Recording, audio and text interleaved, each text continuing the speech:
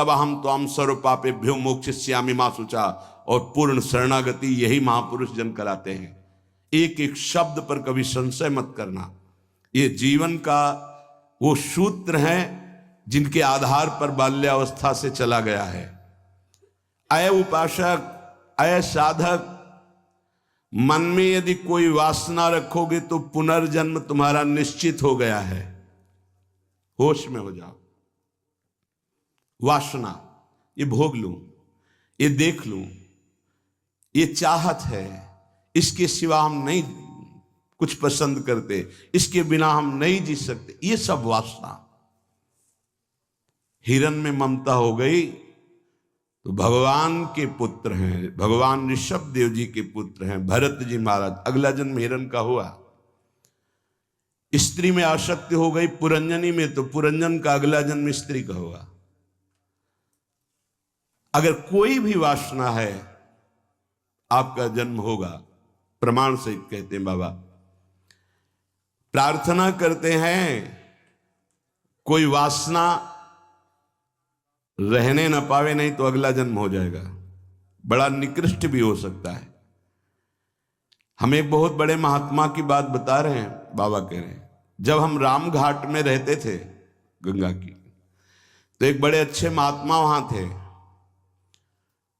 उन्होंने एक अपनी कुटिया बना रखी थी। एक दिन उनके कोई बड़े धनी मानी भगत आए और सोने की कई मुहरें चरणों में रखी, भेंट में रखी। उन्होंने सोच करके ले लिया कि संत भंडारा करेंगे,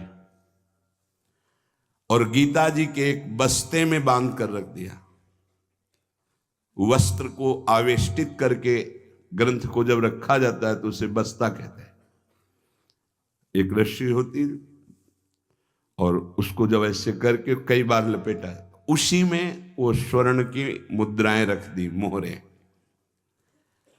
सोचा कि कभी समय आएगा तो हम भंडारा कर देंगे।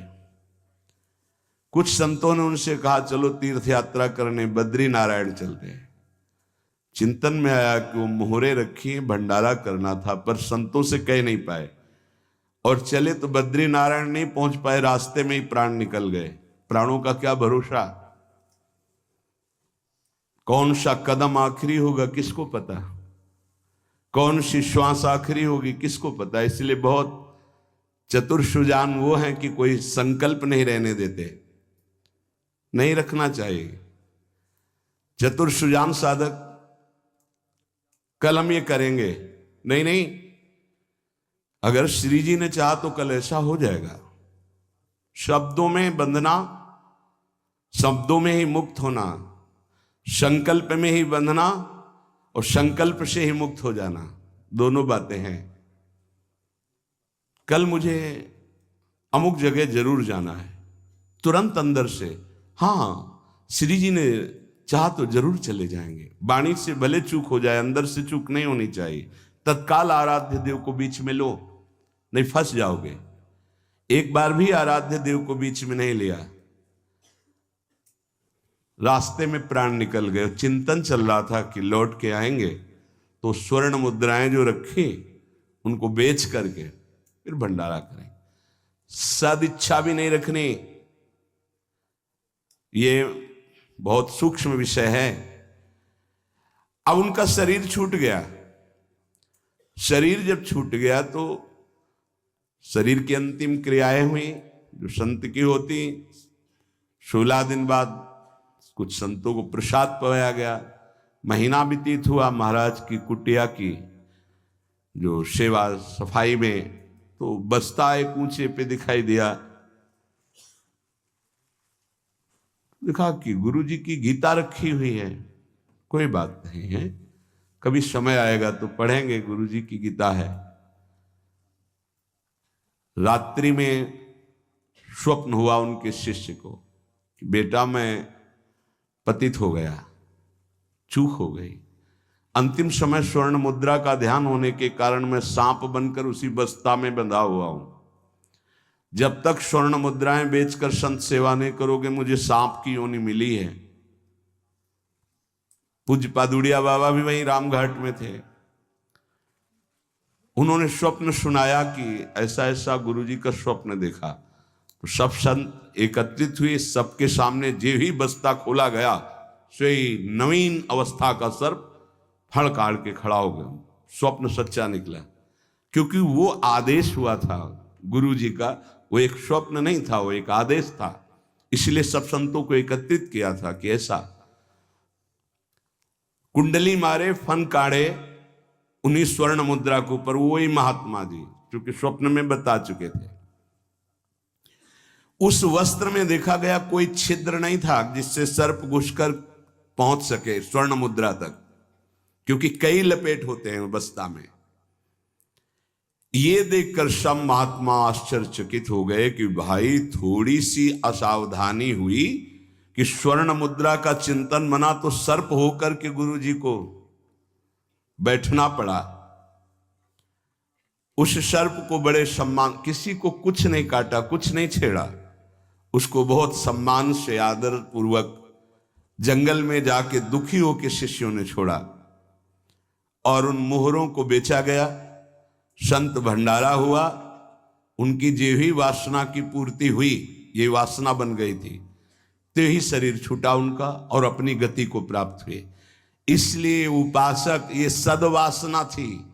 सद्वासना जब बंधन को प्राप्त करा सकती है तो असद वासना कौन कौन सी दुर्गति देगी, ये बहुत सूक्ष्म विषय है। एक महात्मा पधार रहे थे तो वृक्ष के नीचे लेटे थे, ऊपर आम का फल था। पके हुए आम के फल में दृष्टि चली गई, अंतिम समय, तो उसी में कीड़ा बनकर आम के पेड़ में आए। शिष्य समर्थ थे, उनको ध्यान के द्वारा जब पता चला तो उन्होंने फिर भजन बल से अपने गुरु जी का उद्धार किया। कई बार ऐसा देखा गया है कि शिष्य के द्वारा गुरु को भगवत साक्षात्कार होता है। सुतीक्ष्ण जी को पहले से ठाकुर जी का साक्षात्कार हुआ, साथ लेकर फिर अपने गुरु जी के पास साक्षात्कार करवाने प्रभु को गए। बड़ी महिमा है भजन की। गुरु प्रदत्त भजन से बड़ी सामर्थ्य शिष्यों में जागृत हो जाती है। विश्वास करो, विश्वास करो, बाबा 2 बार कह रहे हैं।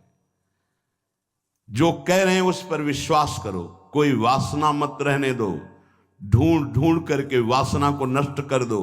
तुमसे ना नष्ट होती हो तो गुरुजनों के सामने रख दो, प्रभु के सामने रख दो, प्रभु इस वासना को नष्ट कर दो। देख लो, भंडारे की वासना ने सांप बना दिया, मृग की वासना ने मृग बना दिया, हिरन बना दिया। हमारी इतनी वासना है, हमारा क्या होगा? कभी विचार किया है अंदर बैठ के? कितनी बाजार लगी वासना की। ये सब वासनाएं कट जाएंगी यदि एक सूत्र रख लो, श्री जी की इच्छा। ऐसा करेंगे, हाँ, श्री जी की इच्छा से, अंदर से ऐसा, हाँ, प्रियाजू की जैसी इच्छा, वो तुम्हें बांध ही नहीं पाएगी कोई वासना, क्योंकि प्रिया जो प्रधान हो गई है। उपासक प्रभु को भूल जाता है। जब कोई वासना होती तो अपना ऐसा अंधकार पैदा करती है कि प्रभु को भूल जाता। जैसे भरत जी भूल गए, जिन प्रभु के स्मरण में बाधा ना पड़ जाए, राज रानी, राजपुत्र और राज्य का त्याग कर दिया। वही हिरन की बाधा को कैसे स्वीकार कर लिया कि प्रभु का विस्मरण हो रहा, प्रभु की सेवा छूट रही हो, हिरन के दुलार में घूम रहे हैं, हिरन बनना पड़ा। बहुत सावधान। अगर हम सब सावधानी पूर्वक उपासना करें तो इसी जन्म में हम जीवन मुक्त हो जाएं। गुरुदेव, इष्ट, इष्ट का मंत्र और माला, ये साधना की 4 विशिष्ट पद हैं। गुरुदेव, इष्टदेव, इष्ट मंत्र और जिससे माला, जिससे मंत्र जपते हैं, इनमें एक भी नहीं बदलना चाहिए, बहुत जल्दी सिद्ध हो जाएगा। माला ऐसे नहीं कि गंदी हो गई फेंक दी, दूसरी नई माला ले ली, टूट गई वैसे, या माला की थैली, दोनों एक उपासक के पास फटी हुई बहुत मलिन थैली थी। हमने कहा बदल दो ना। नहीं, गुरु प्रदत्त है, ये आजीवन चलेगी ऐसे। बहुत जल से धो देंगे, यमुना जी में धो देंगे, बदल तो नहीं सकते, आजीवन के लिए है। अच्छा लगा, ठीक है, गुरु प्रदत्त है, इसे बदल नहीं सकते। माला झोली यहां रोज नई चमकती हुई, देखो ध्यान दीजिए, गुरु, इष्ट, इष्ट मंत्र और माला, ये चारों बहुत जल्दी परिपक्व अवस्था प्रदान करती हैं। इनमें से एक भी यदि बदला जाए तो बेविचार दोष उत्पन्न हो जाएगा। गुरु, इष्ट देव, इष्ट मंत्र, मंत्र जपने की माला और माला झोली सहित, इसे खिलवाड़ ना समझे। यदि तुम किसी की माला चुरा लेते हो तो कभी तुम्हें उसके जपे हुए का फल नहीं मिलेगा। और यदि तुम्हारी माला कोई गिर जाए, भूल जाए, कोई चुरा ले, तो तुम्हारे आधे भजन का प्रभाव निष्फल कर दिया जाएगा। ये न्यायाधीश बोल रहे हैं। माला प्राणों से भी अधिक प्यारी रखी जाती है। ऐसे नहीं कि जहां मन आया वहां रख दिया, नहीं, सदैव अपनी छाती से माला लगा के रखी जाती है।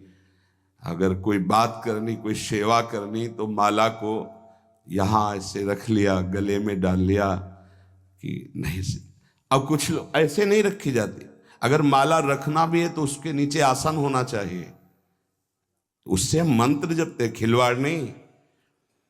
यदि चोरी चली गई तो भी आपका आधा भजन निष्फल हो जाएगा। और चुराने वाले को कभी भी जितना जप करेगा उसका फल नहीं मिलेगा। किसी की माला से जप नहीं करना चाहिए। मिली हुई माला को जहां मिले वहां सम्मान से टांग दो, कभी लौटेगा वो तो ले लेगा। कभी माला पड़ी हुई उठाना नहीं चाहिए, लेना नहीं चाहिए, उससे कुछ लाभ आपको मिलेगा नहीं। अगर यहां